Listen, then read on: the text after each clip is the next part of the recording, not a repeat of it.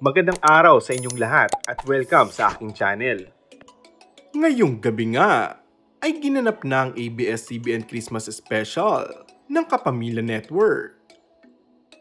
Present ang lahat ng kapamilya, maging ang mga sikat na celebrity couple. Marami naman ang nagtatanong at nagtataka kung bakit wala ang celebrity couple na sina Coco Martin at Julia Montes. Bakit kaya wala ang dalawa?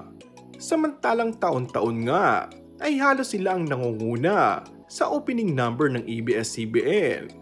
Ang tanong ng isang netizen. May issue ba si Julia? Abangers pa naman kami sa duwit nyo ni Coco Martin.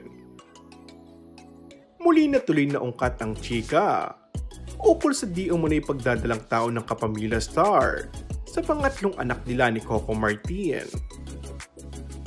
May mga marites na nakapansin kamakailan lang sa bakasyon nila ng nobyong si Coco Martin na tila malaki na raw ang tiyan ng aktres at palaging may takip raw ang tiyan nito sa mga larawan.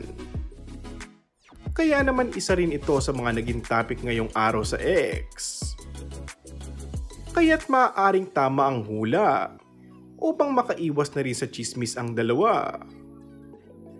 Sa ABS-CBN Christmas Special 2023, dumagsa ang mga fans sa Smart Araneta Coliseum upang ipakita ang kanilang suporta. Inaantay ng ilang mga supporters ang magiging sagot ni Coco at Julia kung bakit wala sila sa Christmas Special. And that's all for our today's video.